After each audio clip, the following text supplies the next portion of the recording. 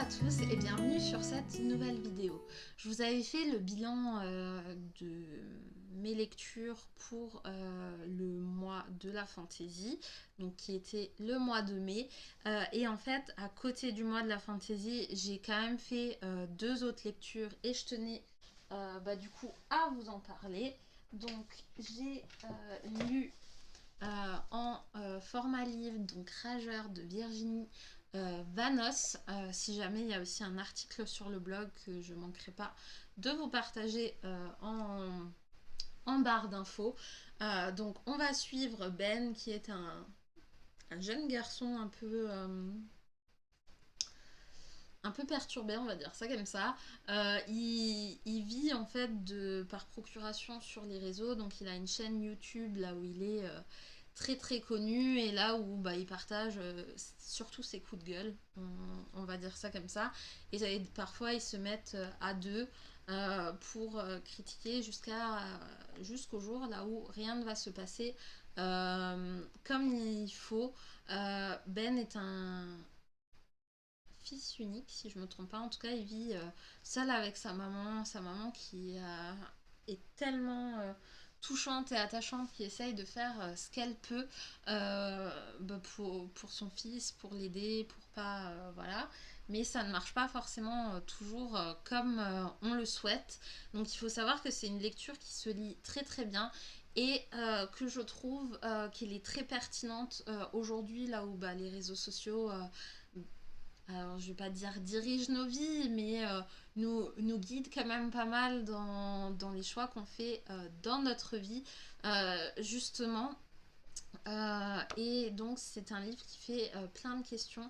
Donc j'ai peut-être pas précisé, mais c'est un livre en auto-édité que j'ai eu en service presse de l'autrice directement. Donc en tout cas, je la remercie de me faire confiance, de m'envoyer ses livres. C'est toujours des très très belles découvertes. Je sais que j'avais aussi bien aimé, même si je ne l'ai pas lu là, Anna Pluriel, du coup aussi de Virginie Vanos. Euh, Merci vraiment à elle et je ne manquerai pas parce que j'en ai encore à lire de vous présenter d'autres de ces lectures. Mais en tout cas, si vous voulez des lectures qui font réfléchir, là où le récit est vraiment bien écrit, n'hésitez pas. Donc il y a une chronologie et une genre d'enquête. Donc moi, ça m'a vraiment happé jusqu'au bout. Donc je vous invite vraiment à découvrir. Et là, je n'ai rien à vous montrer parce que c'était aussi un service presse, mais du coup, c'était un service presse audio. C'était Le tourbillon de la vie de Aurélie Vallogne. Et si je vous dis pas de bêtises, mais normalement non, donc c'est chez Fayard. Et c'est son dernier sorti.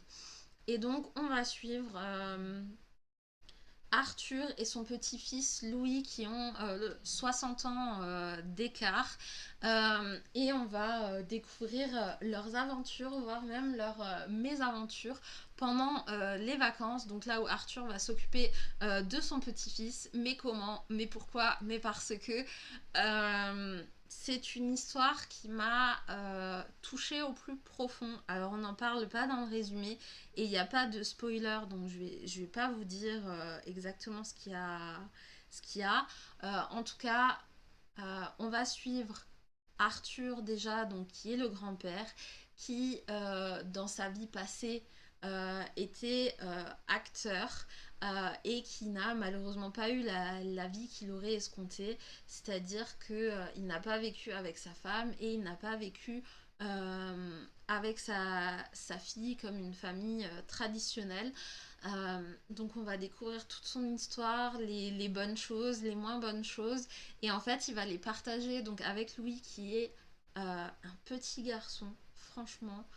Tellement adorable, je pense qu'il y a beaucoup de grands-parents qui voudraient avoir un petit garçon comme ça, tellement il est marrant avec ses expressions. Alors, ce que j'ai aussi adoré dans l'audiobook, c'est qu'à la fin de l'audio, il y a une interview de l'autrice qui parle et qui dit il y a certaines expressions de Louis qui ont été pris de son plus jeune fils. Et j'ai trouvé ça tellement mignon d'avoir intégré des choses parce que Louis va vraiment rythmer la chose, c'est-à-dire qu'il va demander à son grand-père de lui apprendre la comédie. Donc ils vont apprendre des classiques de la comédie, à comment on fait, etc. Ils vont s'encanailler tous les deux, vraiment dans des histoires mais tellement belles pour moi, Aurélie Vallon, donc j'en ai quand même déjà lu beaucoup. En général, ça me fait toujours sourire. Voilà, c'est. Enfin, là, il fait aussi sourire, mais c'est vrai que j'ai eu mes moments là où j'étais. Alors, c'est pas bien, mais en tout cas, je suis vraiment passée par plusieurs émotions. C'est-à-dire que ça pouvait être autant triste parce qu'à un moment, on va quand même parler de la mort, de choses comme ça. Donc, c'est des choses qu'on appréhende. Mais en fait, c'est tellement bien tourné que finalement, même si forcément ça fait partie de la vie et qu'il faut en parler, et que quand on a 60 ans d'écart avec son petit-fils, c'est forcément des choses auxquelles on pense, mais c'était tellement bien amené en fait par l'autrice que clairement je pense que c'est un coup de cœur, mais rien que par le sujet, parce que je me suis vraiment sentie happée.